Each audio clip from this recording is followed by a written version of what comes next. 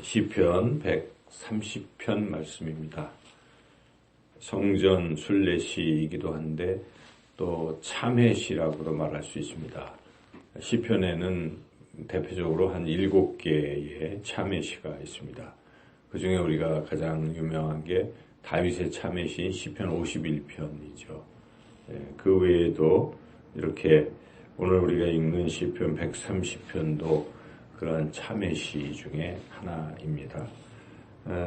오늘 우리가 이제 쭉 읽었지만은 시인이 지금 죄악 가운데서 하나님께 간절히 부르짖어 기도하고 있는 그런 시입니다.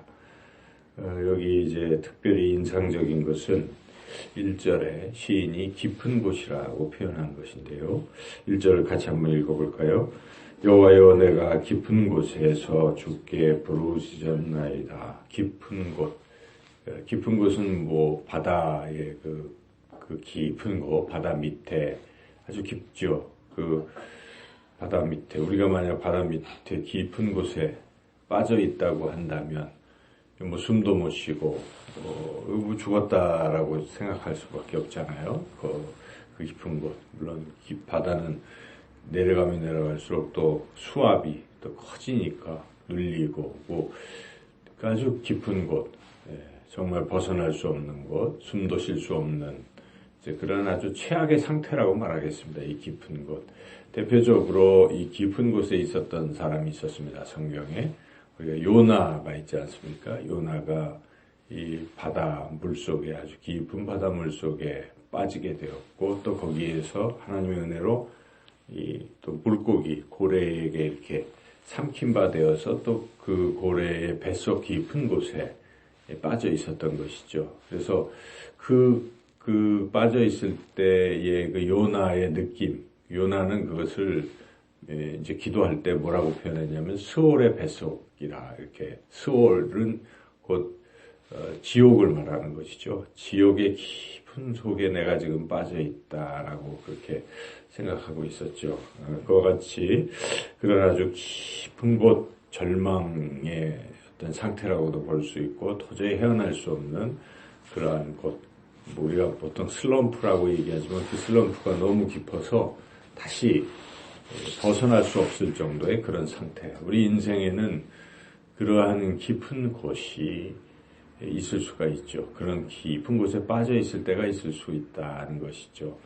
언제 그런 깊은 곳에 빠지게 됩니까? 사람이 죄를 지으면, 조금 그래도 양심 있는 사람들은 죄를 지으면 죄책감이라는 것이 생기고 이제 그렇게 되는 거죠. 뭐 예를 들어서 어떤 사람이 살인을 저질렀다. 그럼 그거 참 힘들잖아요.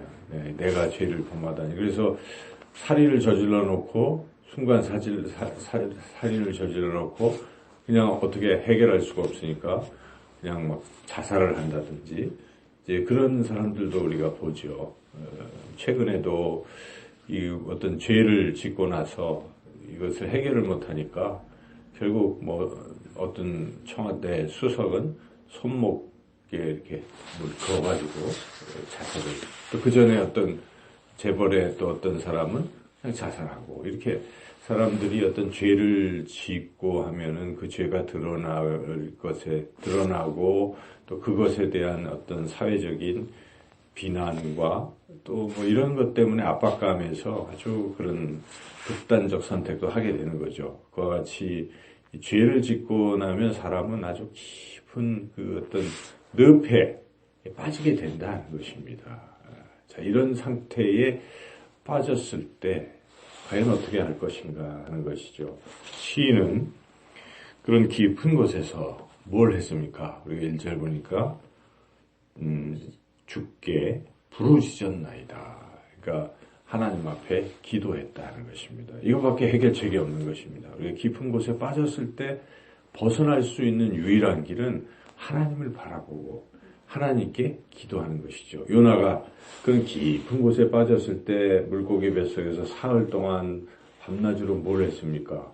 요나는 하나님 앞에 간절히 기도했던 것이죠. 그렇게 사흘 기도했을 때 그가 다시 회개도 하고 이런 상황 속에서 하나님께서 그 상태가 이제 다 됐음을 보시고 그를 물고기에서 이렇게 토해내서 그가 살아난 그런 것을 우리가 말씀을 통해서 깨닫게 되는데, 그와 같이 하나님은 아무리 우리가 깊은 곳에 빠졌을지라도 하나님 앞에 부르짖어 기도하면 그 깊은 곳에서 반드시 건져주신다 하는 것이죠. 그래서 우리가 하나님을 믿는 것입니다. 우리는 어떤 상황에서도 그런 극단적인 선택을 하거나 잘못된 판단을 하거나 절망, 좌절 속에만 빠져 있지 말고, 그런 곳에 비록 내가 죄를 져서 깊은 곳에 빠졌을지라도 하나님 앞에 부르짖어 기도해야 한다는 것이죠. 어떤 사람은 두 종류입니다. 죄를 지으면 그냥 그렇게 양심의 가책을 느껴서 극단적인 선택을 하는 사람이 있거나, 또 어떤 사람은 아주 뻔뻔하게 점점 내가 무슨 죄가 있어? 이렇게 얘기하는 사람들도 있어요. 그래서 그게 이제 자기에게 각인이 되면은 진짜 죄가 없는 것처럼 생각하잖아요. 우리가 얼마 전에도 어떤 사람 막 학력도 위조해서 거짓말한 그런 사건이 있었잖아요. 근데 나중에 자기가 거짓말하는 걸 자기도 모른다는 것입니다. 우리가 신모씨 사건 알잖아요. 그와 같이 인간은 또 그런 반응을 보이는 사람들도 있는데, 우리 그리스도인들은 이 죄를 지었을 때 죄를 우선 인정해야 됩니다. 내가 정말 죄인이구나. 내가 죄 때문에 이런 깊은 곳에 빠져 있구나 하고 하나님 앞에 자신의 죄를 이렇게 고백하는 것이 참 중요하죠. 시인은 어땠습니까? 이렇게 자기가 정말 죄인이라는 것을 인정하지 않습니까? 3절을 읽어보시죠. 여호와여, 주께서 죄악을 지켜보실진데 주여 누가 서리이까. 주님이 다 보고 계신데 죄를 짓고도 어찌 똑바로 서 있겠습니까? 죄를 인정하는 것이죠. 이와 같이 깊은 곳, 죄를 져서 깊은 곳에 빠졌을 때는 할 일은 딱 하나님을 향해서 내가 죄인입니다 하고 하나님께 부르짖어 기도하는 것입니다. 그 기도 속에는 자신의 잘못을 뉘우치는 참회가 포함되어 있을 것입니다. 마치 시편 51편에 다윗이 그 죄악 속에서 하나님 앞에 그 자신의 죄악을 낱낱이 고백하지 않습니까? 이제 그러한 그 고백을 하면서 한 가지 믿음이 있어야 되는 것이죠. 하나님은 어떤 죄도 고백하면 반드시 용서해 주신다 하는 사실입니다. 그래서 이 시인은 이 하나님이 내 죄를 용서하실 것이다 하는 믿음을 가지고 있어요. 그래서 지금 그런 확신을 또 하나님 앞에 고백하고 있는 것이죠. 4절을 읽어보겠습니다. 그러나 사유하심이 주께 있음은, 사유하심이라는 것은 죄를 사하신다 이런 뜻이죠.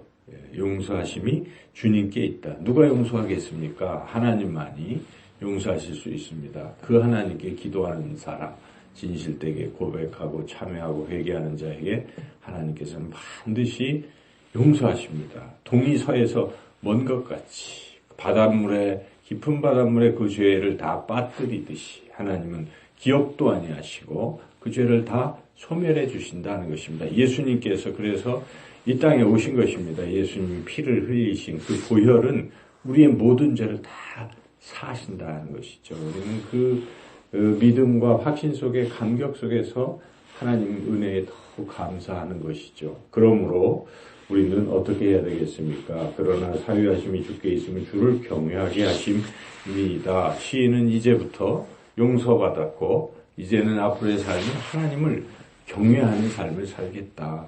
하나님을 공경하고 하나님을 두려워하고 하나님을 높이고 하나님 말씀에 순종하면서 살겠다고 결단하는 것이죠.